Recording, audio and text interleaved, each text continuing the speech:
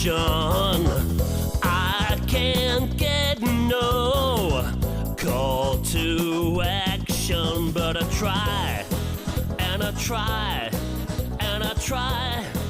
Hello and welcome to Call to Action, the go-to podcast for anyone trying to make sense of the world of marketing, business and beyond. In an industry that is a minefield of utter bollocks, we aim to capture our heroes and allies from the front line to have a chinwag with. It's like Pokemon Go, with the single but vital exception that it's not a short-term bandwagon of shite. It's brought to you by Gasp and I'm Giles Edwards. Today, I've caught Diane Wiredu. Messaging expert, pun-loving polyglot and secret poet, she is founder of Lion Words, where she helps scaling SaaS and B2B companies simplify their message, attract more perfect fit customers, and get better results from their marketing. Laser focused on customer research and brand strategy, Diane blends the art of storytelling with conversion-focused messaging techniques to help her clients stand out from the crowd. Diane says, it sounds cliche and cheesy, but copy is a conversation. The only thing is we can't hear our prospects, so we need to know them. We need to anticipate their needs, and the easiest way to structure your message is to answer the questions in your prospect's head. Welcome to the show, Diane. Thanks, Giles. Brilliant intro. I'm trying to think when I said that. I think that's a marketing meetup one, actually, because I switched it last minute. Aha. Yeah, that's right. Yeah, I do kind of bring up the conversation bit quite a bit. It's I think it's a good metaphor. We normally have 7 quick fires, as listeners will know, but I think I've actually got 8 here, so fuck it, we're going with 8. So extra torture. Write or type? Type. Barcelona or Sydney? Oh, interesting. Yeah, Barcelona, no doubt. Crisp connoisseur or wine snob? Oh my gosh. Crisps versus wine. You know, I think wine's going to pip it, to be honest. I'm a big fan of both, but yeah. You'll only want crisps after a bit I of wine. know. Well, they go so well together. This one's probably the hardest question out of the bunch. The rest will be easy now. Oh, I don't know. Favourite David now? David Ogilvy or Dave Harland? Oh, it's got to be Dave Harland. It's got to be, yeah, of course. Childhood crushes now? Legolas or Nelly? You really went. Your research is just beyond belief. All right, so I think I've got to go Legolas. I've got to go Orlando Bloom, the elf, the elf he is. Yeah, me too. I'm Legolas. Don't tell my wife. Espresso martini or whiskey sour? Oh God, I think for the sort of longevity, I think it's going to be the espresso martini. Yeah. Yeah, good shout. 2 more. So deafening silence or the type of music that plays in a hotel lift? I know where you pulled that from. And that's actually something my niece said to me when I was playing lo-fi music, which is pretty much the only type of music that I can write to, nothing that pulls me off into lyrics. And she said, God, Auntie, you listen to the type of music that plays in a hotel lift, which is a real testament to how harsh my family are. I think I'm gonna go with the lo-fi, the hotel lobby lift music. Yeah. Nice. It also reflects on how many cool hotel lifts she might have been in. Yeah, to be honest, yeah. She's too well travelled at her young age. Right, last one. J.K. Rowling or Jacqueline Wilson? Oh my God. All right. Childhood. I think for this one is a bit of a risky one, but I think thinking back to my childhood, the breadth, the repertoire, I think it's going to have to be Jacqueline Wilson. Well, Chloe in the office will be delighted by that. She's a huge fan. She had a right pop at me for not being very familiar with Jacqueline Wilson. So I've promised her, and I'll promise you that will change now. I'll introduce my 2 daughters to. He did all right there. That wasn't too tricky. Yeah, not too bad. I think I had quite a fun one, to be honest. Clearly, all my hobbies are related to cocktails, wine, elves, children's books. So yeah, I go off quite lightly. Thank you for that. people with pointy ears.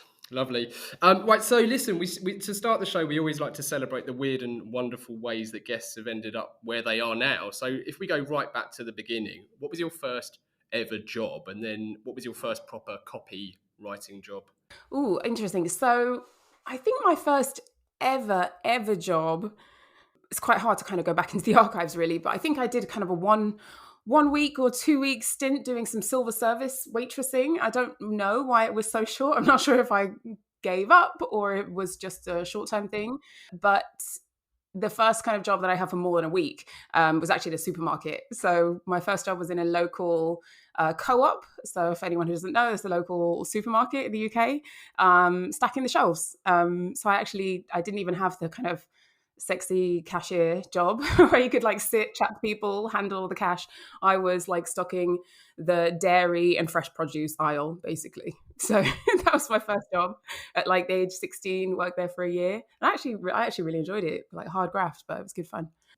Yeah. Nice. Cool. And then did you know at that stage that copy was something you were interested in, words and the like? Oh my gosh, no, absolutely not. So my kind of intro or my route into the world of copy was really through languages. So I went off and I studied languages at university. And so most of my, if we kind of move in, I guess, to the kind of proper job, have always been related to languages, words. I worked in a localization company for a number of years doing kind of project management. And then I managed a team and I managed I managed a dubbing studio, the subtitling studio. So we're always kind of working on communication, but not copy. The funny thing is, if the question is, what is your first like copy messaging related job, it's probably the one that I'm doing now, actually. So yeah, that my route was fairly linear, but it was more through, I guess, the world of languages and working as a linguist for a number of years. Yeah, and what led to you becoming a linguist and studying language?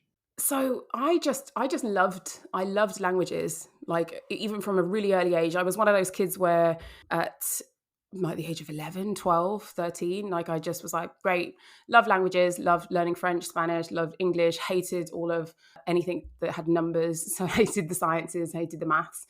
And at that, I didn't really know what it was or why, but I just loved it. And I think over the years that's developed. And I think I'm sort of more able to understand that I just really love like the power of kind of communication, the power of kind of expressing yourself and kind of sharing a message in so many different ways. And I do think that actually having that kind of academic background and understanding languages, grammar, syntax, how to express one message in one language and then in another has actually really given me a solid foundation when it comes to like messaging and copy, because you're doing a similar thing. It's just that you're not going from one language to another. You're going from like, okay, your thoughts and visions and product messaging into, like clear, plain English and all that kind of stuff. But you're still kind of transforming one thing to something else that people can kind of understand and really get. When I read that you were fluent in, I think it's 4 languages, I immediately felt firstly intimidated. Secondly, I kind of, because I share maybe a fraction of your passion for languages, but I quite proudly claim to be the opposite of fluent in a few. So I spent some time living in Bilbao, so I intentionally learned a few, and I'm talking about literally the true meaning of the word, a few words in Basque. Oh, I lived in brilliant. Indonesia for a couple of years, so instead of learning a bit of Indonesian, which I did, I also learned Javanese, or again a few words in Javanese, which was the dialect of the actual island itself. And what I found fascinating just from that was how just the simple knowledge of certain words in people's mother tongue had such a dramatic effect on how willing they were to receive you, in the context of, physically being in their country. And it was just hugely interesting and powerful. So I spent a year or so teaching English in Indonesia. And again, it was that gave me a huge understanding of not just verbal language, but the kind of physical ways in which people communicate, which is, I find, hugely valuable in what I do now. So you must have that times a million, because you've obviously learned to sort of flex that range of language and communication across so many other languages. It's amazing. Yeah, I think what you said is brilliant as well, because it's sort of language is just this kind of vessel, that thing that we use to communicate, but it's really like a window into our culture, right? And, learning more about how we are as people. And obviously not just like, I know we're not just talking about business now, we're obviously just talking about communication in general, but really it's just all about kind of really being able to communicate with someone on like a deeper level. So yeah, I love it. And also I think now I always make the joke that now that I can speak multiple languages, I can speak to 5 billion people instead of one, which is great as a chatty expert. That's amazing. Yeah. When you frame it like that, that's incredible. And at what stage then, or how did you start to think about it, not only as your own expertise and learning how to be such a talented linguist, and thinking about language in the context of business? The big change for me happened around the pandemic. I'm a classic pandemic pivot case, I kind of call myself. So I was very kind of firmly within the translation and localization industry up until about kind of 2019. And then I was already considering that I kind of wanted to do something a little bit different, that I wanted to be a little bit more hands-on with clients, because a lot of that work that I was doing was through agencies at that point. And I knew that I wanted to kind of have a bit of a bigger impact on businesses. And then I just kind of lost all my clients. I lost all my clients overnight. I had all my eggs in one basket. And so it was just that perfect opportunity for me to kind of reinvent myself. And so I'd had my eyes on copywriting for quite a while. I'd had a bit of, I guess, contact or interaction with like copywriting from a bit more of a brand perspective than a conversion copywriting perspective, which is what I ended up doing from the company that I was working with.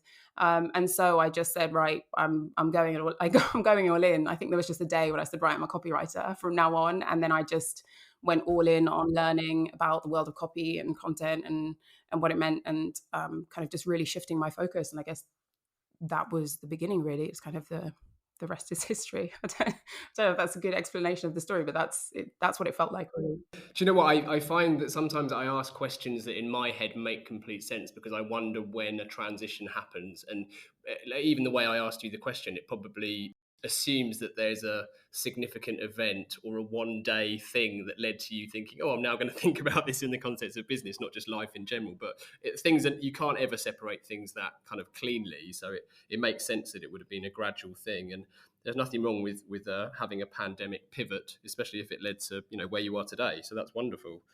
And when you were looking at translations and you were working with agency, presumably you were given copy, and then the next stage was obviously translating that. But is that when you first started to become aware of the amount of fluff, which is a word I know you like to use quite often when we're diagnosing copy? So I would say not really. I would say when I was working as a translator, the biggest challenge wasn't really the fluff. It was that clients didn't really have the kind of an understanding of what their brand was, what their message was. So they would just kind of hand you something and say, cool, now we're launching in the UK market, like a big Italian company or a Spanish company. Say, right, we want you to, localize this for X market, and just kind of give you nothing, like nothing else to work on. With hindsight, everything that I use now to create messaging for my clients, all of that background research, understanding of the brand, understanding of the customers, their emotional desires and motivations, like you linguists just don't get any of that. So I think the biggest challenge back then wasn't really the fluff. What I've come to understand now about how kind of fluffy copy is really just by entering the world of like SaaS and B2B, niching down and working with B2B and SaaS companies has opened my eyes to a whole world of fluff. And it's almost like my mission now. And I think that's why I enjoy working with tech companies so much, because often, obviously tech companies are often founded by someone a lot more technical. They know their product, they are solving a problem, but they're not necessarily communication experts. And so I think that's why I enjoy my work so much, because I come in, I'm like, cool, this is my thing. Like, that's your thing. Let's blend these two things together and actually help people understand what you're trying to say, because what you're saying now is really fluffy and actually is telling people nothing at all. That's nice the way you just articulated that, which I suppose shouldn't come as a surprise, seeing as you you are a wordsmith. But the empathy, I suppose, you show in terms of the founder has their thing and this is your thing. I think that it's a really healthy attitude to have, especially when you're trying to declutter words which have the best intent, especially when working in sort of B2B SaaS type spaces. I mean, completely. I'm just gonna, yeah. I mean, completely. I was just gonna add, messaging. Thing is, messaging is kind of hard, and I think it's very easy for copywriters, messaging experts, to just say, "Oh, this is like very simple. How could you not see this?" But it's sort of deceptively simple, but not necessarily easy. Anything that to do with words, we tend to think, okay, anyone could whip that up. We all write. But I think, it takes a bit more effort than just kind of jotting down things on the page and understanding that, different teams and different people in different roles have different challenges. Yes, yeah, absolutely. You seem to think, and you certainly sound and talk like what we would call a proper, doing bunny ears here, proper marketer. And at Gasp, we're all about research, strategy, and then tactics. So that kind of research diagnosis phase is it's unavoidable, whether we're working on a project or a retained clients, or whether we're building a 12-month strategy, whatever it might be. So I feel very at home talking to you, a copywriter who talks about research as such a important, vital step in the process. How do you approach the research that you do with your clients, and why do you think it's so important? Yeah, I mean, research is simply important because without it, we're kind of guessing, right? And so I think that would probably be the simplest way to put it. The way that I think of research, I think of it as kind of research and discovery, right? So I think that there are two sides to research, particularly when it comes to messaging and messaging projects and the work that I'm like exclusively focused on. One, that first part is like internal research. And then the second part is, okay, external research. So I think that the first step for kind of any messaging project and why it's, so important is kind of documenting and evaluating where you are already, like your existing messaging, your existing beliefs. And the reason I do that, and the reason I think that's also a core part of the research, is because any project, whether that's updating your copy or updating your whole messaging strategy, it needs to have like a clear point of departure. You kind of want to start with this internal compass. And if you start by kind of documenting where you're at, it gives you a really good benchmark to evaluate. Okay, well, this is what we're evaluating at. Like, how are we improving? Because most of the time with my clients, you're not reinventing the wheel, For most of the time, you're kind of halfway there with your messaging. You're just kind of missing the spot.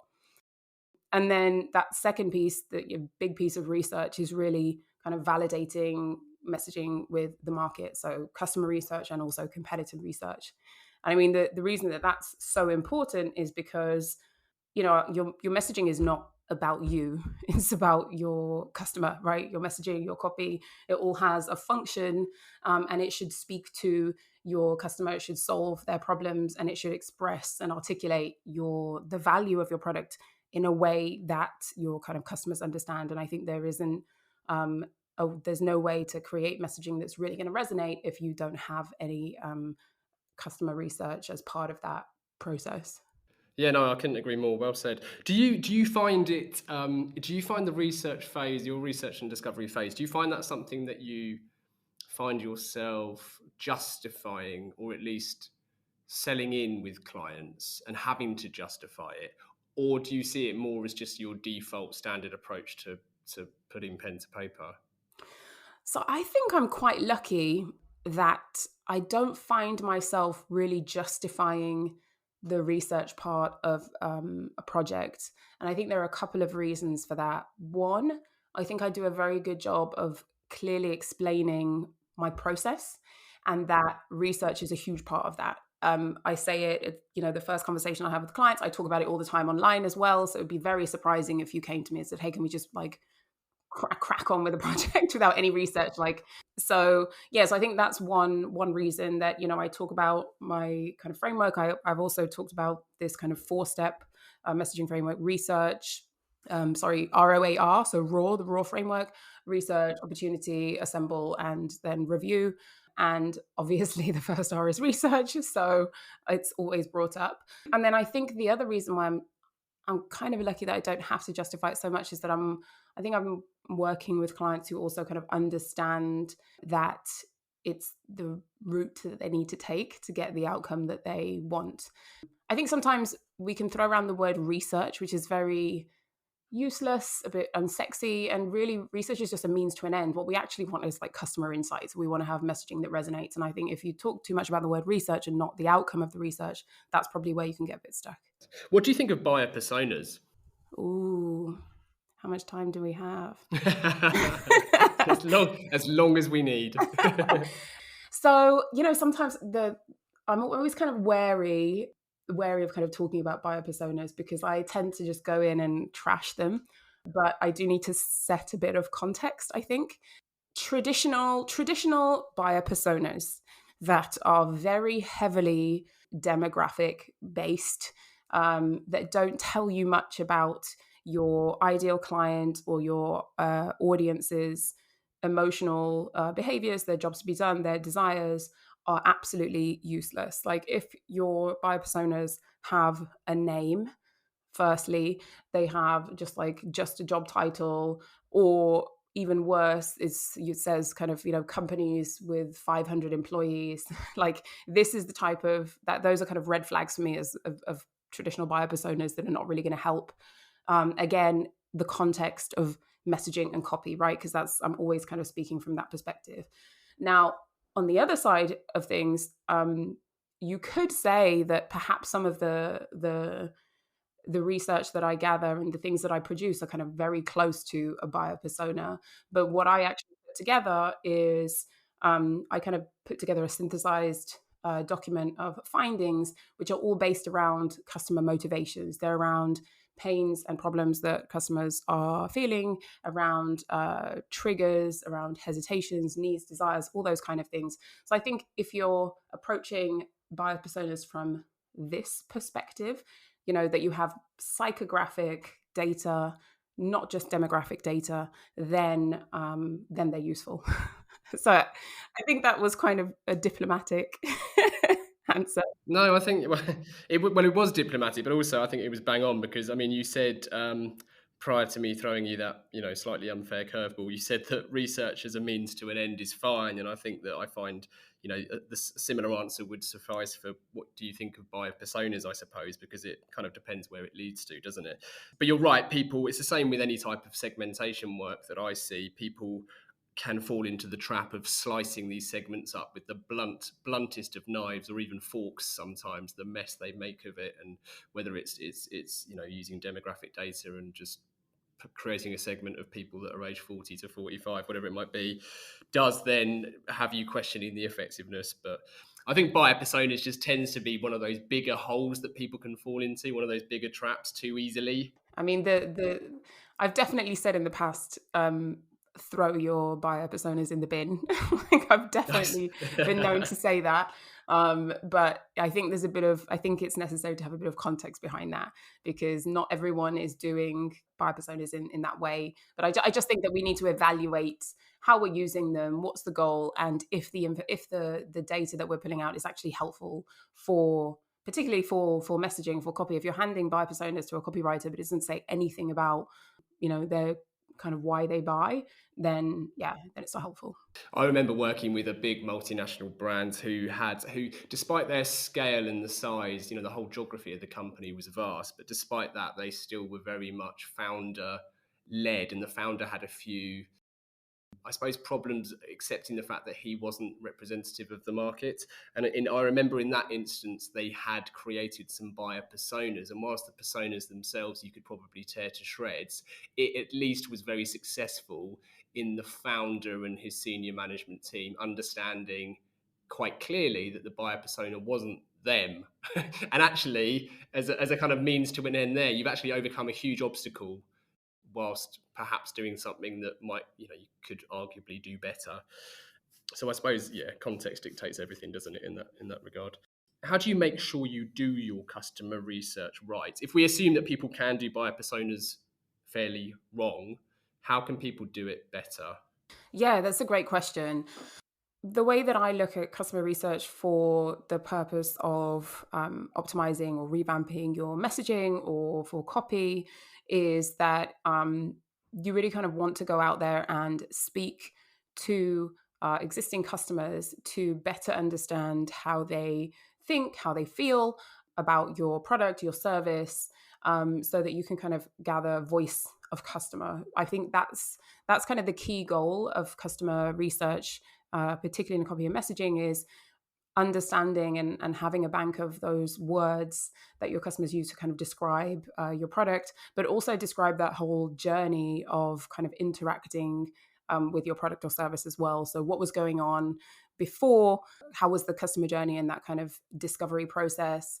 What was onboarding like, or what was it like working with you? So understanding more about the kind of value, what stood out about you. And then also you want to ask questions around that kind of post, right? So the transformation, the benefits, like what were the outcomes of working with you? So in terms of kind of improving that process, I think it depends obviously where you're starting and how you're doing things already. There are a few different ways to approach customer research.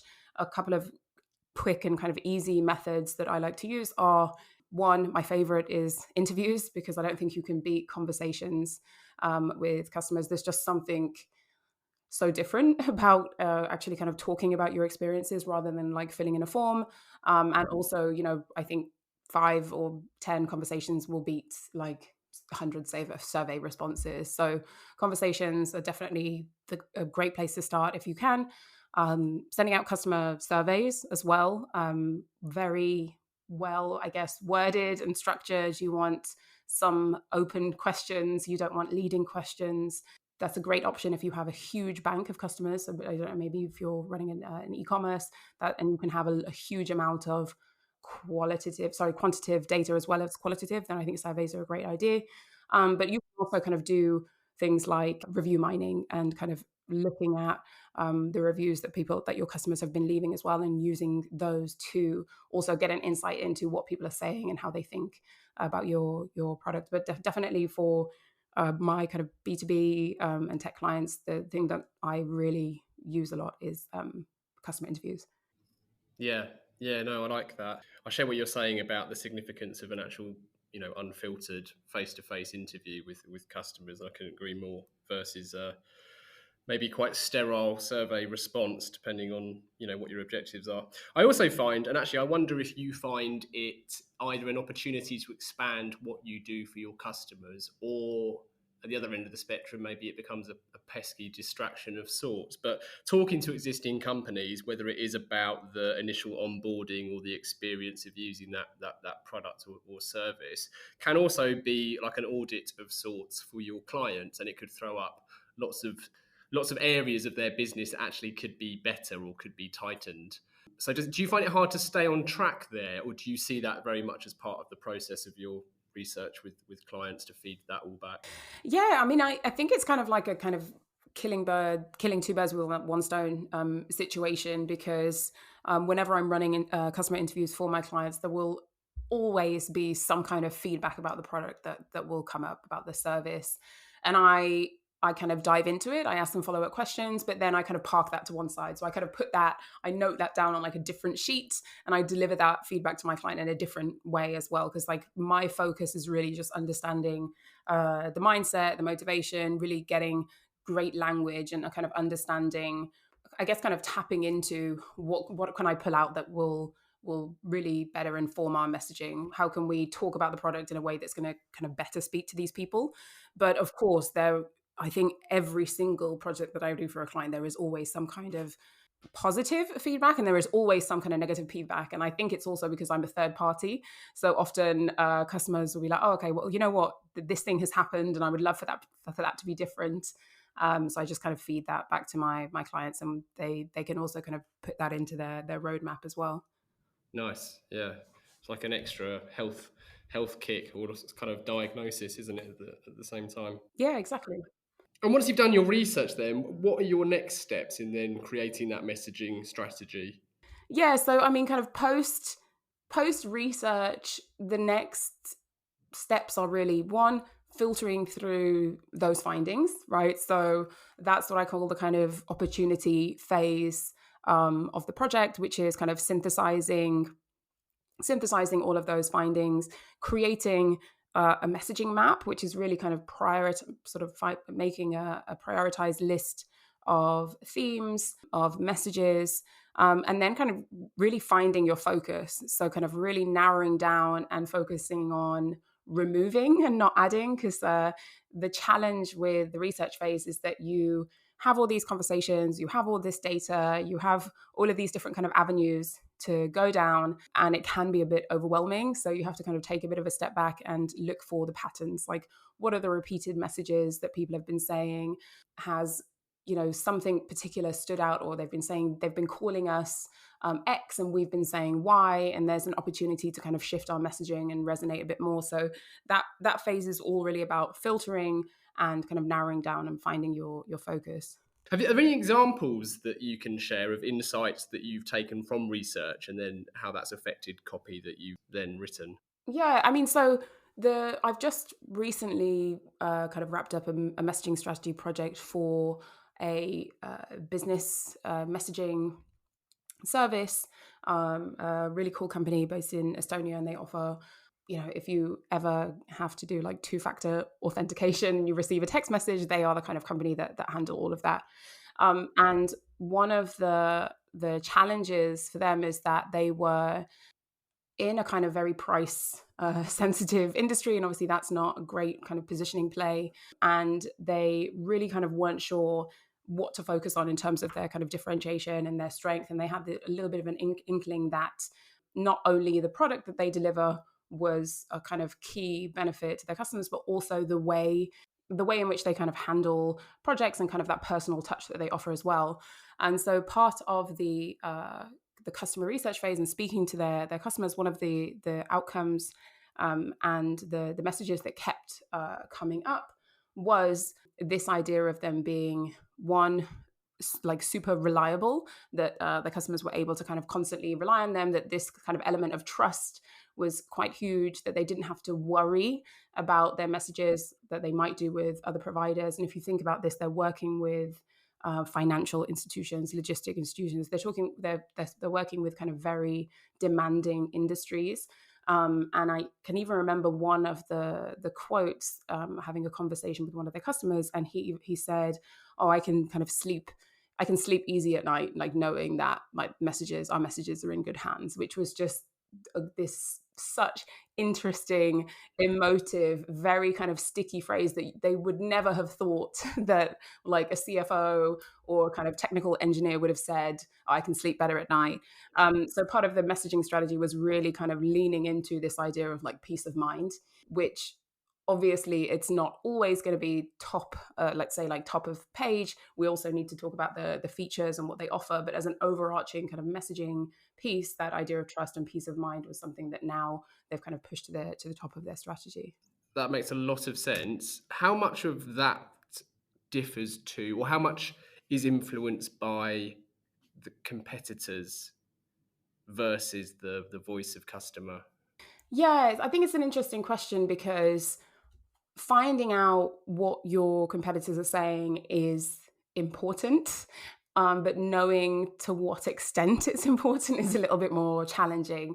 So, I'm not one of those people that say, just kind of focus and run your own race and don't look at what other people are doing, because I think that that's not very smart. I always perform a kind of competitive messaging audit, where I'm looking at what the key competitors are saying, what they're offering, how they're saying it.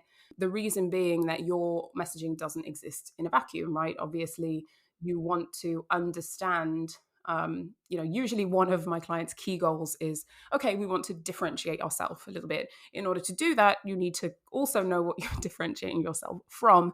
You want to be able to avoid some of the Me Too messaging. If all of your competitors are saying the same kind of boring, cliches, you also kind of want to avoid that as well.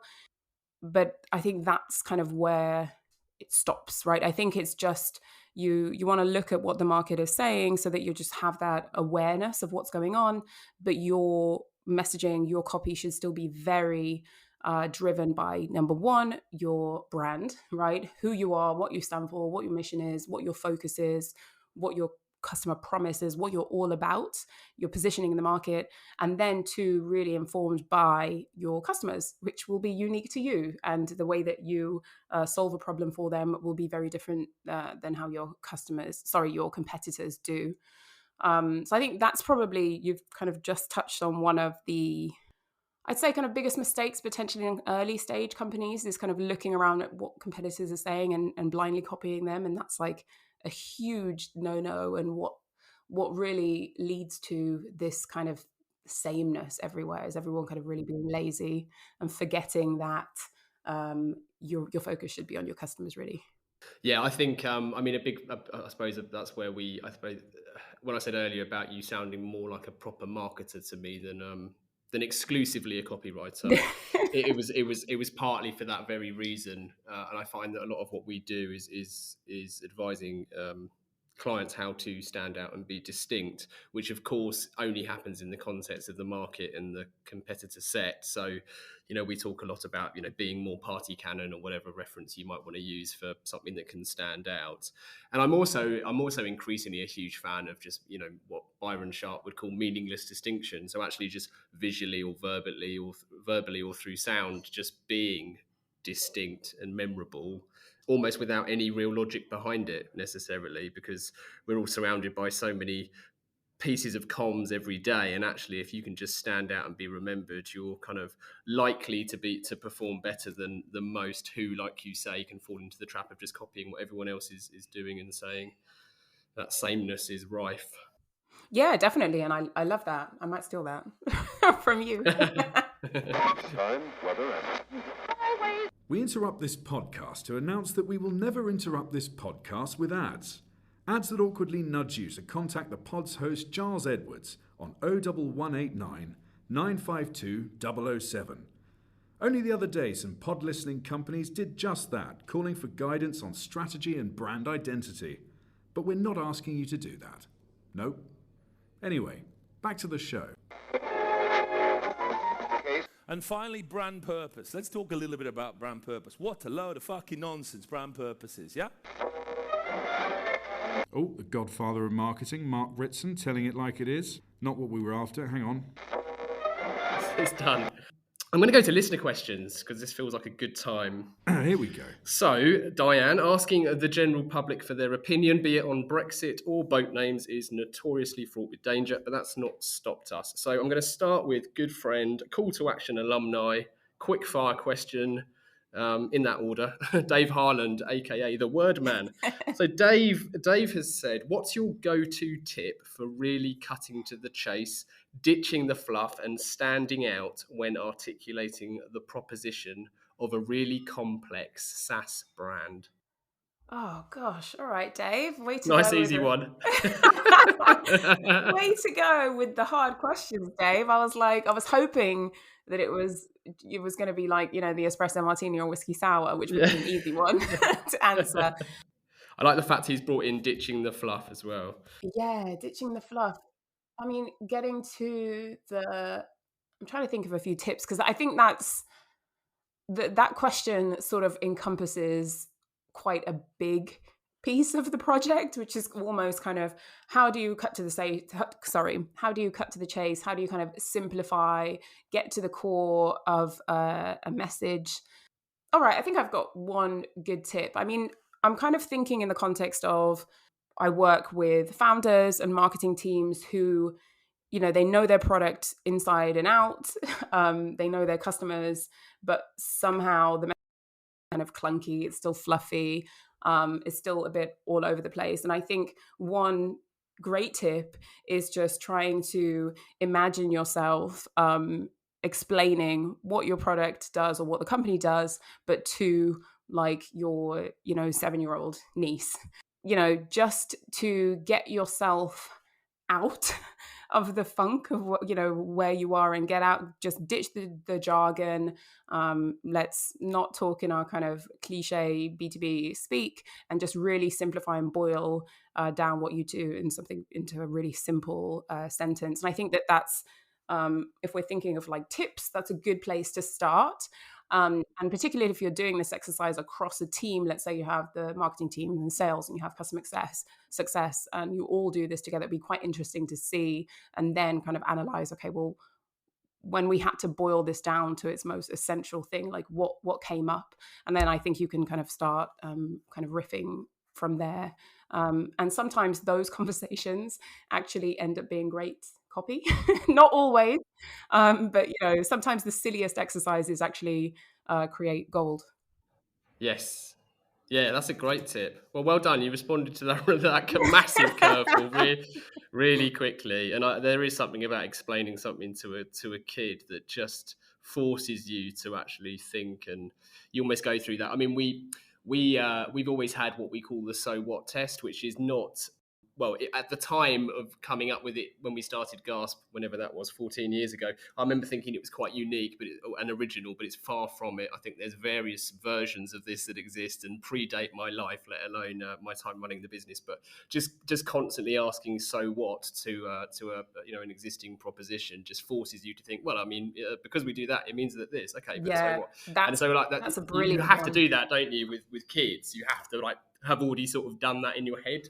Yeah, and that the so what test, I don't want to just skim over that because that is a brilliant tip and technique specifically when it comes to writing copy. So if there's someone listening who has just put together a landing page or an email sequence or they've updated the website, just go through all of your copy and make sure that every single line, like if someone asks so what, there is an answer there. So I think that's a technique that I use frequently as well. There's another thing actually, Diane, in fact, the original quote that I've already apologised to Beth for changing your intro, but the original quote that she had intended for me to use of you was very similar again to something we talk about, trimming the fat with copy. So like if you can take a word out and it doesn't affect what you're saying, then you should take that word out. And actually you have a very, very similar approach and you articulate it better when you're talking about removing fluff and actually how there's a real risk to taking away too much or trying to take away too much. Yes. I think the second listener question is much easier, so you can breathe. So the second question is from Sophie. She asks, in Joe Glover's call to action episode, you made his list of favourite The Marketing Meetup talks of all time for being someone who, and this is a quote, just brings it every time. How do you prepare for a talk like that, and what are your tips for bringing it? Oh, brilliant. That's a great question, actually. So I don't know if people are going to like the answer, but I am I am a huge over preparer. If the average person spends like 2 hours, putting together like a deck or something, I'll spend 8. It's something that I have like tried to, I guess, streamline or like reduce, and I just can't. I just put a lot of time into anything, even if it's for like podcasts, or speaking, events. And I think also I kind of apply that to kind of copy and messaging as well. But yeah, I kind of over prepare. I think it's probably from my Girl Scout days. Right? So, fail to prepare to fail is obviously still ringing through my head. So yeah, I do very big drafts, huge drafts of kind of what I am going to present, narrow it down, make sure that the structure works. And then I practice a lot before I'm going to present something. Even if it's a webinar, I'll always do at least one, but usually like 2+ run-throughs of something so that I feel comfortable. And I think that's reducing a little bit over time. But in the beginning, there's no worse feeling than being like live or standing on stage and just thinking, I don't really know my stuff here. So I think over preparing is a good strategy. Sorry. Awesome. Do you know what though? I think I remember hearing a similar tip for years and years and years before it ever really sunk in, and I even thought about rehearsing presentations and talks. It's weird. Maybe that's just reflective of me being a bit of a dick, but I do remember that I don't know if it's certainly not arrogance either. It's just a case of you just don't think you need to, or that people actually do, and it's only when you actually do rehearse and practice that certainly I've found as well, similar to you, that it just kind of takes that anxiety away. Yeah. And I do think, just to kind of add on top of that, I do think there are you've got to find what works for your style of learning and your personality. And I'm definitely someone who I like to kind of write all my thoughts down and know all the different things that I could say and kind of understand the structure. And I know other people, for example, my partner, if he's going to do a presentation, it's just like bullet points and then I'll just roll with it. But I'm not a kind of off the cuff person.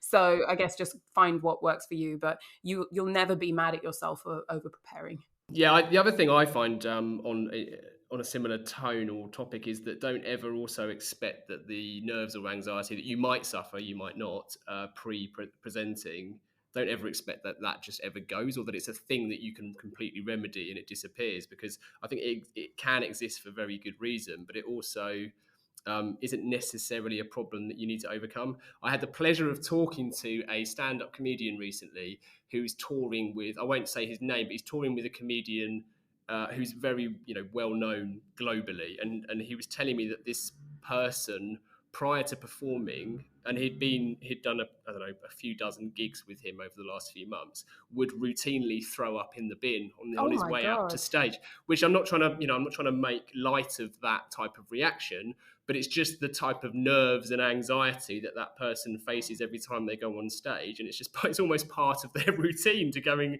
on stage, which sounds absurd. But actually, because this person is so wonderfully entertaining and seemingly confident and calm on stage, you just assume that other people don't suffer anxiety in the way that that someone listening or myself might prior to presenting. But it's very common.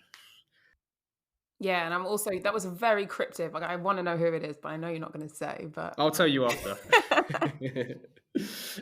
So the final part of the interview then, Diana, are 4 pertinent posers. Starting with number 1, what advice would you give to your younger self? I don't know if I would. I think I would probably just say, keep going and things will turn out all right, which I know is a bit of a cop-out. But to be honest, I don't know if I would listen to my own advice anyway. So it might be probably fall on deaf ears. I think the route that we take, I think we kind of take these kind of higgledy-piggledy routes to where we are today. And I think if I kind of went back and gave myself too much advice, I probably would end up somewhere completely different. So yeah, I think everything kind of happens for a reason. Yeah, nice. I think it was Joe Glover whose response to that was to echo his dad's advice to him, which was never give people advice or something. Yeah. I just had flashbacks. If you could banish one thing from the industry, what would it be and why?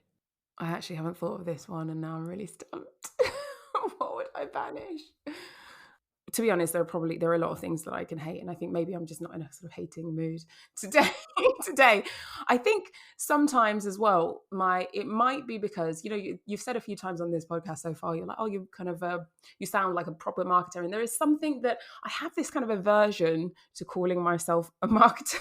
Like, I still somehow, even though I still kind of don't feel like a marketer. I'm like, no, I'm kind of a messaging expert. I'm this kind of little secret dark corner over there that's like adjacent to marketing but isn't quite marketing. So I think nothing crazy comes to mind, so that's fine. But I mean, to be honest, it's one of those words, isn't it, where I think there's so many terrible marketers out there that I can understand someone naturally wanting to not be known or referred to as a particular title. We had a similar thing recently where a lot of people have started telling us we're not an agency, we're a consultancy, because of the type of work that we get involved in.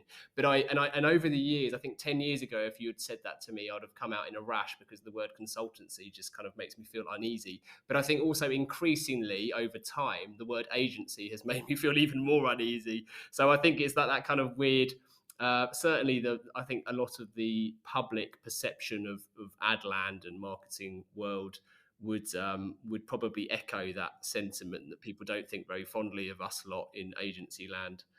Yeah, so I think you saying that has now just kind of brought something to my mind, which is, just this constant division of like okay, being a growth marketer, being a performance marketer, being this marketer, being a product led, being a customer led market, like the constant division of like what marketing is. I don't know what the thing is that I would banish, because I'm not just going to banish like growth marketers. Like I work with a lot of them, they're brilliant people, but I think it's just this constant need to kind of break up what marketing is. But I think I'm wary to kind of want to banish anything, because I think it's this kind of constant evolution, like what you said about consultancy, and it's just this evolution of like language and how we approach things, and we're going to end up full circle in a few years' time, like no doubt, and have the next generation of marketing. So Well, how about you want to banish question 2 of our pertinent yeah, poses? actually, yeah, I think that's a great one. Yes, this is like, what was that program that you kind of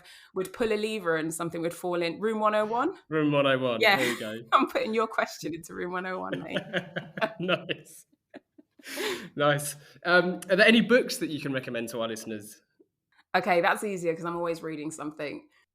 So I'm trying not to do like maybe the classic books that probably every single person has recommended, but right now I'm rereading Different by Young Mi Moon, and I think that's a great read, particularly quite pertinent to what we've been talking about kind of standing out and like understanding how and why companies just end up being so similar to each other. So that's a really great read. And Alchemy by Rory Sutherland was a really great read. And I think that one I've actually recommended to the largest number of non-marketers, because I think it's just a kind of great commentary on sort of logical thinking and kind of behavioral economics. I think it's a fantastic book. Yeah, I think Rory's done well out of royalties from our show. Oh God! In fact, to the point he even messaged me and asked if we would recommend people get the audio book over the actual physical book, because he gets more royalties for the audio book. Hilarious. But I'm very happy to do so. It's an absolute belter. And if you do get the audio book, you actually, because it involves Rory Sutherland and a microphone, you are treated to even more content than's even in the book. But that's just what happens when you mix that device with that man. Yeah, that is true.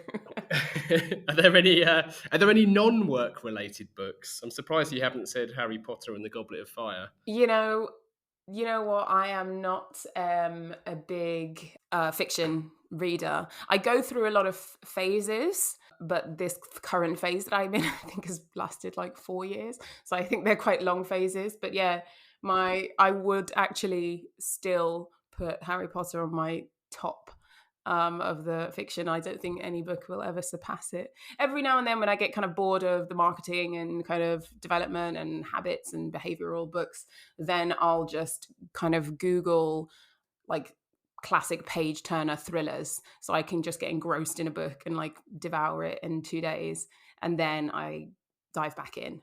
So yeah, I think there was what was the last one that I read, and I was kind of up. It was very frustrating because I kept going to bed like 2-3 a.m. because I just couldn't put it down when I was asleep, or when I something like that. I think that's helpful to the listeners. Just Google anything about being asleep. Yeah, I think the writer was from the Midlands, and it's a thriller, and it was brilliant. Maybe I'll have to send it to you after for the show notes. So yeah, there's like one book that I've read in the past 5 years that isn't about business. I don't know if that's sad or not sad. Is it While I Was Sleeping? No, I've just Googled just on the off chance I could find it now. I'll tell you what, we'll make sure it's listed. You and I will confirm it, and we'll make sure it's listed there on the pod listing. Yeah, I can't remember. It was made into a film. We've got more clues. This is good. We need clues. This is good. And the writers from the Midlands. I mean, what more do you want from me? What else? I know. I've already asked too much. It's too obvious. Awesome. Well, we'll make sure that we link to Different, Alchemy, Harry Potter and the Goblet of Fire, and the currently unknown book, but it will be there. And then, so I suppose lastly, it's just we always dedicate every episode to someone, and we bestow that honour to our guest who has to give the reason why. So would you dedicate this episode to someone? Yeah, so I would like to dedicate the episode to a person called Amy Posner, who I think is kind of relatively maybe sort of unknown within kind of marketing circles and perhaps who are listeners, but she is a kind of business coach. She has coached me both in sort of copywriting world alongside Joanna Weber, who's the founder of Copy Hackers. So she's been quite instrumental in my kind of business growth, both first as a copywriter and then business. And she's just a great person. She is kind of very knowledgeable. She's kind of built a number of marketing businesses and sold them, and yeah. And I think that, you know, the reason I like to dedicate it to her is because I think it took me a while to realize that you kind of need a bit of help and you need someone in your corner, and kind of reaching out and getting someone to kind of help you navigate business or life or growing a business, I think has been really important. So yeah, she's brilliant. Awesome. Oh, brilliant. Well, this episode is very proudly dedicated to Amy Posner. Perfect. So as a final call to action, as I mentioned just now, everything we've discussed will be listed wherever you get your podcasts. But how else can our listeners get more Diane Wiredu? Yes, I guess the best place to get more Diane would be one, on LinkedIn. So find me there, follow, connect. I spend way too much time on LinkedIn. I should spend a lot less, but I'm always there kind of posting stuff about messaging, copywriting tips. Or if you're interested to learn a bit more about what I do as the messaging consultancy with Lionwords, then head to lionwords.com.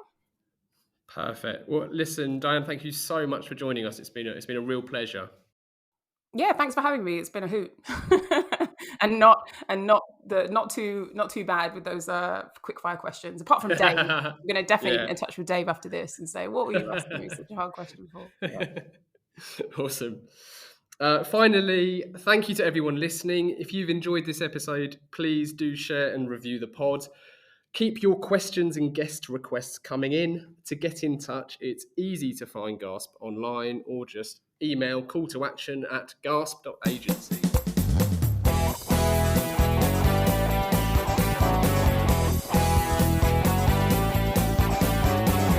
I can't get no call to action. I can't get no call to action, but I try, and I try, and I try, and I try.